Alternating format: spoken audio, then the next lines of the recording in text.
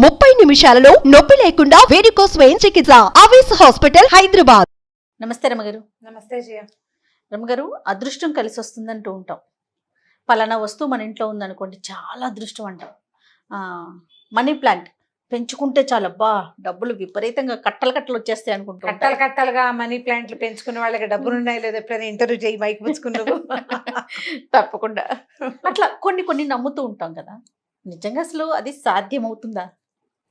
అదృష్టాలు వస్తువుల్లో కానీ వేట్లలోనా ఉంటాయో ఉండవు వాటిలో ఏముండదు జయ. నిజంగా అలా ఉండే లెక్కైతే ఇంకా అసలు ఇంకేం పెట్టం, మనీ ప్లాంట్ పెట్టి మనీ వచ్చేస్తే రమ్మగారు, ఇల్లు మొత్తం మనీ ప్లాంట్ కదా. తెలుసా, ఎవరింటికైనా వెళ్ళినప్పుడు వాళ్ళకి చెప్పకుండా రహస్యంగా కోసేసుకోవాలి. నాకు ఒక మనీ ప్లాంట్ మొక్క ఇవ్వవా అని ఒకళ్ళని అడిగితే చెప్పకుండా కోసేసుకోండి. ఎందుకు చెప్పకుండా అంటే చెప్పి కోసుకుంటే కుదరదుట, వాళ్ళు ఇవ్వకూడదుట. ఏమిటి ఒక మొక్క పచ్చటిది ఇంత కొమ్మ ఇస్తే నెప్పి మనకి ఏం పోతుంది మన దగ్గర? మన డబ్బులు పోతాయా వాళ్ళకి వెళ్ళిపోతాయా? అంతేనట. నేను విన్నాను. నన్ను అడగకు, నీకు కావాల్సింది కోసుకో అని చెప్పింది మా అక్కయ్య గారు కోడలు కూడా. నువ్వు కామ్గా వెళ్ళేటప్పుడు కోసుకో, నన్ను అడగపోక. ఇంటికి తెచ్చారా? అడగకూడదు, కోసుకోకూడదు. అడగకుండా ఏం కోసుకుంటాను మనిషి. నేను తెచ్చిస్తాను రమ్మగారు మీకు.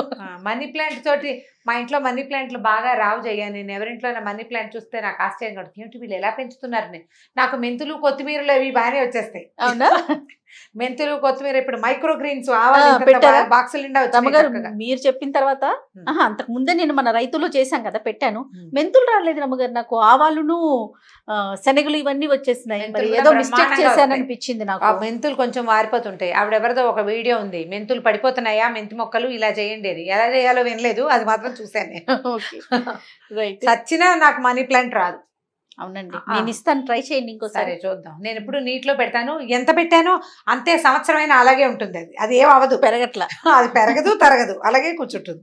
ఏమిటో మరి నా డబ్బులు కూడా అలాగే ఉన్నాయి ఏమిటో. ఏమో మరి. ఏమీ లేదు. అవన్నీ మన తాలూకు ఉద్దేశాలు ఏంటంటే, మన ఇంట్లో ఒక మొక్క, ఒక వస్తువు, ఓ దేవుడి పటం, మన వాకిలి గుమ్మానికి పసుపు, ఇవన్నీ మనకి ఒక పాజిటివ్ ఎనర్జీని ఇస్తాయి, సంతోషాన్ని ఇస్తాయి, ధైర్యాన్ని ఇస్తాయి జీవితానికి. ఇప్పుడు ఏదైనా డబ్బు సమస్యల్లో ఉన్నారనుకో, మనం కొన్ని దేవుడి పుస్తకాలు అట్లా చూస్తుంటామా, వాకిట్లో 2 పక్కల 2 బొగ్గు ముక్కలు పెట్టండి, దురదృష్టం బయటికి వెళ్ళిపోయి అదృష్టం వస్తుంది. దాని సంగతి ఎట్లా ఉన్నా రోజు బొగ్గులు ఉడుచుకోవాలి, అది ఒకటి ఉంటుంది. ఆ వాకిలి గుమ్మం పక్కన అటు ఇటు 2 చుక్కల పాలు పోయటం, లక్ష్మీప్రదం, లక్ష్మీదేవి వస్తుంది. పాలు క్షీరసాగరంలోంచి పుట్టినవి, అంటే అమ్మవారు జన్మించిన విషయం. నేల మీద పోస్తే ఇట్లా నువ్వు తొక్కే చోట, చెప్పులు పెట్టుకునే చోట, ఏమిటో ఆ కాన్సెప్టే అర్థం కాదు నాకు.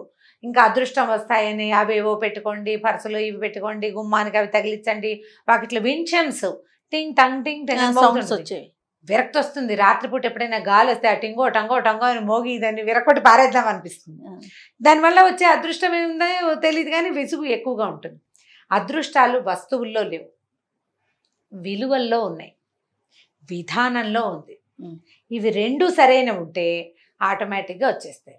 ఒక మంచి పాత కథ ఒకటి ఉంది, చెప్తాం చూడు.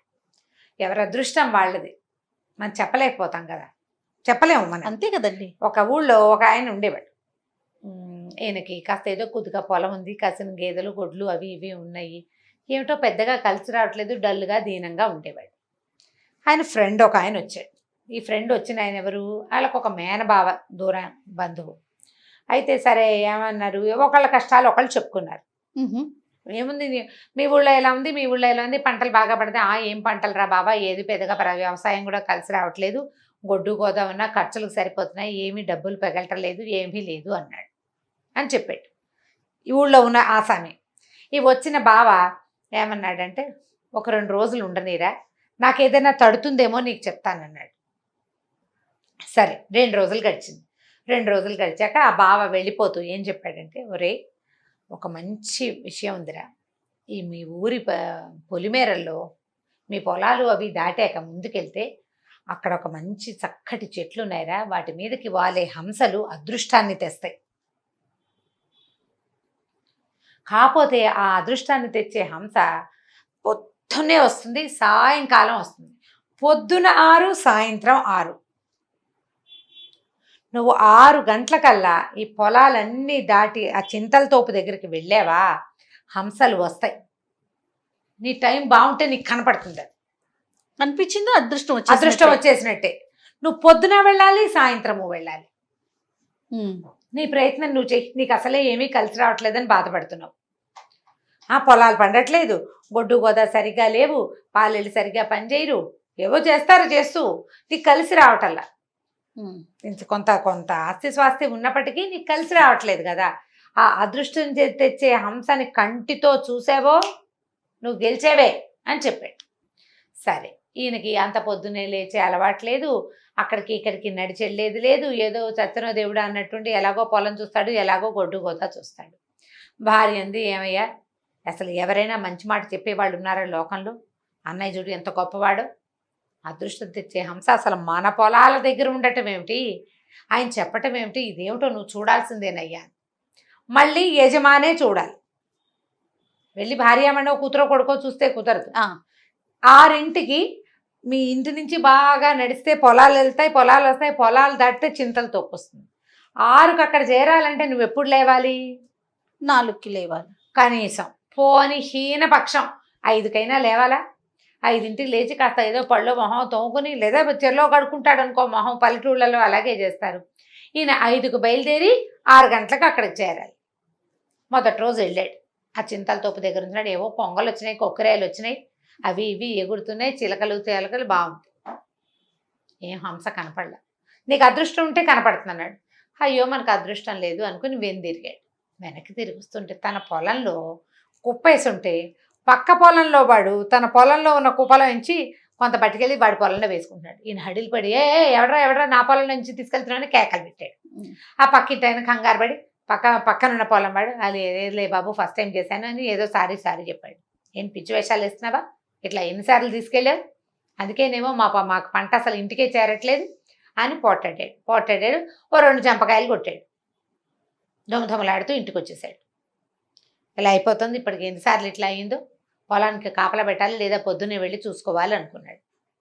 6ంటికి పొలం దగ్గర ఉన్నాడు కదా, 6:30 పావుతో 7:15 కాకుండా ఇంటికి వచ్చాడు. ఇంటికి వస్తే ఈ వాకిట్లో గొడ్లు ఉన్నాయి కదా, ఈ పాలు తీస్తున్న పాలేరు పెళ్ళం వచ్చి గోడ పక్కన నుంచింది. వీడు 2 సేర్ల చెంబు చల్లగా అటు అందించేస్తున్నాడు. ఎవరికి రా పాలు అని అడిగాడు. వాడు తత్త మామ అన్నాడు. అనేసరికి ఎవరికి పోస్తున్నావురా పాలు, అమ్మగారు లేకుండా పాలు ఎవరికి పోస్తున్నావు, పాలు పోయాలంటే ఇప్పుడు పాలేరు పాలు తీస్తాడు, అమ్మగారు వచ్చి నుంచుంటే ఎవరికైనా పాలు అమ్ముతారు. అమ్మగారు లేదు, ఎవరు లేరు, నువ్వెవరికి ఇస్తున్నావు పాలు? ఈ గట్టిగా మాట్లాడేసరికి ఇంట్లో నుంచి భార్య బయటకు వచ్చింది. గోడ పక్క నుంచి పాలేరు పెళ్ళాం కనపడింది. అంటే వీడు రోజు 2 సేర్లో 3 సేర్లో పెళ్ళాం చేతికిచ్చి బయటికి పంపించేస్తాడు. ఎవరు చూడటం లేదు.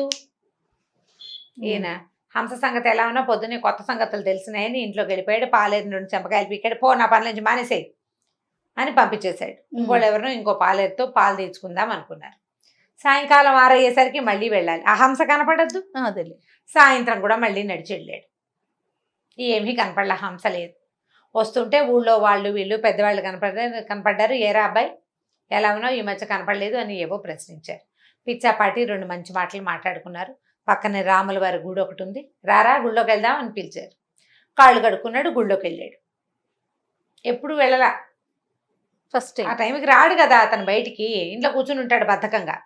గుళ్ళోకి వెళ్ళాడు. ఏదో పురాణ కాలక్షేపం చేసి 2 మంచి ముక్కలు విన్నాడు. బాగుంది, మనిషి అన్నవాడు పని చేయాలి, అలాంటివేవో చెప్పుకున్నారు. సరే తీర్థం ప్రసాదం పుచ్చుకున్నాడు, ఇంటికి నడిచి వచ్చాడు.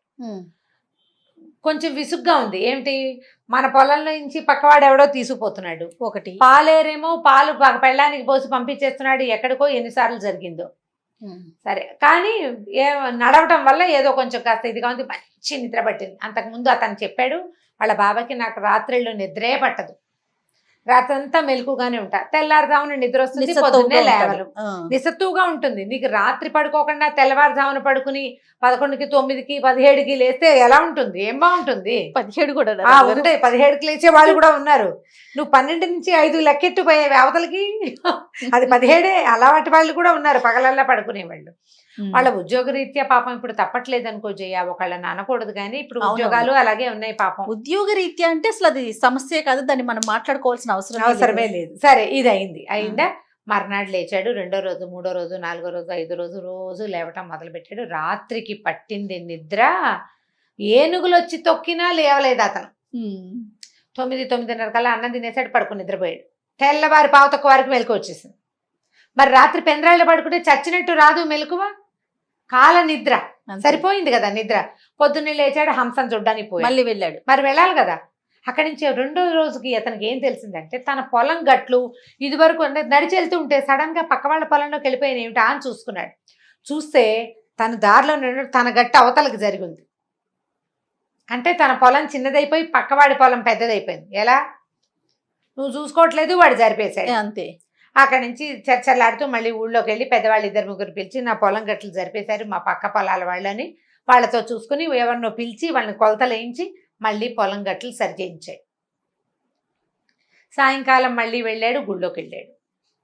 పొద్దున వెళ్తున్నాడు, సాయంత్రం వెళ్తున్నాడు, పొద్దున వెళ్తున్నాడు, సాయంత్రం వెళ్తున్నాడు. ఈ పొద్దుటి పూట వెళ్ళటంతో ఏమైంది, పొలంలో పాలేళ్ళు కూలీలు తొందరగా రావటం లేదు. 9 అయినా ఎవరు పనిలోకి దిగరు. 9 పనిలోకి దిగి సాయంత్రం 5 దాకా చేయాల్సిన వాళ్ళు 11కి దిగుతారు, 3కి లేచేస్తారు. కూలీ ఏమో రోజు కూలీ ముట్టిపోతుంది. వాళ్ళు చేయాల్సిన 3 రోజులు చేయాల్సిన పని 7 రోజుల కూలీలు ముడితే గానీ పని అవ్వదు. అవన్నీ సెట్ అయినాయి, ఒకటి చొప్పున. ఎందుకు? పొద్దున్నే లేచి ఈ హంసని, అదృష్టపు హంసని వెతకడం కోసం తిరిగి క్రమంగా ఏం తెలుసుకున్నాడంటే ఇతను తన అలసత్వము, లక్ష్యం లేని తన మనస్తత్వము వల్లే తనకు సమస్యలు ఉన్నాయని అనిపించింది. ఒక నెలన్నర గడిచింది. 1 నెల రోజులు గడిచాక ఈ గేదెల దగ్గర కూడా ఇంకేముంది, పొద్దున్నే పని అయిపోతుంది, నడిచి వచ్చేస్తున్నాడు. పాలేరు రాకపోతే నేనే తీసుకుంటా పాలు, పాలేరుకి ఇచ్చే జీతం కట్టు, అది మిగిలిపోతుంది. ఆయనే పాలు తీసుకుని అమ్ముకోవటం మొదలుపెట్టాడు. గేదెల్ని చక్కగా యజమానే చూసుకునేసరికల్లా వాటికి తిండి తిప్పలు బాగా అంది, బోల్డ్ పాలు ఇబ్బడి ముబ్బడిగా పాలు ఇస్తున్నాయి, డబ్బు కనపడుతోంది. ఒక 1 నెల రోజులు గడిచిన తర్వాత ఆ బావగారు ఊరు నుంచి వచ్చారు. ఏమయ్యా బాబా, ఏదో అదృష్టం తెచ్చే హంస అన్నావు, హంస కనపడలేదు బావా, దానికి ఏదైనా ప్రత్యేకమైన మంత్రం ఉందేమో, ఆ మంత్రం ఏమిటో చెప్పు, లేదా ఎవరైనా గురువుగారి దగ్గర ఉంటే కనుక్కుందాం అన్నాడు. అనేసరికల్లా ఆయన అన్నాడు, ఏం కావాలి నీకు మంత్రానికి? నీ మొహం చూసుకో అద్దంలో. 1 నెల క్రితం నువ్వు ఎలా ఉండేవాడివి, జిడ్డు ఓడుతూ నిద్ర మొహంతో ఉండేవాడు. ఇప్పుడు చూడు, ఈ 1 నెల రోజులు 2 పూట్ల చేసిన నడక ఫలితం నీకు ఆరోగ్యం బాగుపడింది, నీ నిద్ర వేళలు సరిపోయినాయి, నీ పొలం గట్లు సరైనవి, నీ పొలంలో నుంచి పక్క పొలంలోకి నడిచి వెళ్ళిపోతున్న పనులన్నిటినీ వెనక్కి తెచ్చుకున్నావు, పాడి బాగుంది, పాలేరు ఖర్చు తగ్గిపోయింది, చక్కగా దేవాలయానికి వెళ్తున్నావు, సహాయిగా నిద్రపడుతుంది, పొద్దున్నే లేస్తున్నావు, ఆరోగ్యం బాగుపడింది. ఇదేనయ్యా నీ అదృష్టం తెచ్చే హంస. అదృష్టం వెనకాల పాకులాడద్దు, నువ్వు చేయవలసిన పనిని సజావుగా చెయ్యి. నీదొక ఉద్యోగం, నువ్వు 9 గంటలకల్లా అక్కడ చేరాలి. 9కి చేరాలంటే 9కి బయలుదేరకూడదు, 8కి బయలుదేరాలి. 8కి బయలుదేరాలంటే 6కి ముందు లేచి నీ వ్యవహారం అంతా చేసుకుని నువ్వు వెళ్ళడానికి సరిపడా ఏర్పరచుకుంటే అప్పుడు 9కి జాబ్ అయితే 8:45 నువ్వు నిద్రలేస్తే నువ్వు ఉదయకాలం పనులు ఎలా అవుతాయి? కనీసం బాత్రూమ్కి వెళ్ళే పని కూడా అవ్వదు కదా. అంతేగా. ఒక పని చేయాలంటే దానికి అదృష్టం కాదు నీకు కావాల్సింది, దాని మీద ఫోకస్. నీకు వ్యవసాయం కానీ పాడి పంటలు కానీ పాడి కానీ ఎందుకు కలిసి రాలేదంటే నువ్వు దిగి పని చేయకపోవటం వల్ల. నీ అదృష్టం తెచ్చే హంస నీ నడకే. హంసలు ఏమి ఉండవు, హంసలు ఎక్కడి నుంచి వస్తాయి? ఈ పచ్చిగాల్లో పొద్దుటిపూట శుభ్రంగా నడవటం వల్ల ఆరోగ్యానికి ఆరోగ్యం, ఐశ్వర్యానికి ఐశ్వర్యం. బాగుంది కదా, అద్భుతంగా. 4 రోజుల్లో ఆయన మొదట కష్టం తోచింది కానీ మెల్లిగా ఆలోచించుకుంటే దీనివల్ల తనకి వనగూడిన ప్రయోజనాలన్నిటినీ ఆలోచించుకుని ఇదే మంచి మాట అని తెలుసుకుని ఇక అప్పటి నుంచి తన జీవితాన్ని ఈ నిద్రకి, మంచానికి, బద్ధకానికి అంకితం ఇవ్వకుండా ఈ పనిలోనే ఇట్లా ఏ పని చేయటం వల్ల తన జీవితం బాగుపడిందని అర్థం చేసుకున్నాడు. అదే పని చేస్తూ అదృష్టాన్ని తెచ్చుకున్నాడు. అదృష్టం పనిలో ఉంటుంది, క్రియాశీలకత్వంలో ఉంటుంది, పని చేయాలనే దృక్పథంలో ఉంటుంది. చేస్తూ ఉంటే కలిసి వస్తుంది, చేస్తూ ఉంటే చేత అవుతుంది, చేతైన పని సులువు అవుతుంది, సులువైతే సమయం కలిసి వస్తుంది. అదేగా అదృష్టం, టైం కలిసి రావటం. అంతే కదా. ఈ విధంగా మనం ముందుకెళ్ళాలి, మన పిల్లల్ని మన తోటి వాళ్ళని ముందుకు తీసుకెళ్ళాలి. లక్కీ చమ్స్ ఏవి ఇంట్లో పెట్టుకున్నా వాటి వల్ల మనకి వనకూడదు, వాటి మీద ఉన్న నమ్మకం వల్ల వనకూడుతుంది. ఏదైనా నిన్ను నమ్ము, నిన్ను నమ్ము, నిన్ను నువ్వు నమ్మించగలిగేంత అద్భుతమైన పద్ధతిని నువ్వు కల్పించుకో, నువ్వు నేర్చుకో, ఆటోమేటిక్గా జీవితం బాగుపడుతుంది. మన జీవితం మన తోటి వారి జీవితం అంతే, ప్రపంచం మారిపోతుంది. అంతే కదా. మన పద్ధతులు మార్చుకోవాలి, అదే మన అదృష్టం. సూపర్ సూపర్ రమ్మ గారు, బాగుంది కదా కథ? చాలా బాగుంది. నమస్తే అండి. నమస్తే. ఈ వీడియో కనుక మీకు నచ్చినట్లయితే లైక్ చేయండి, షేర్ చేయండి. మరిన్ని వీడియోస్ కోసం మా ఛానల్ని సబ్స్క్రైబ్ చేసుకోండి.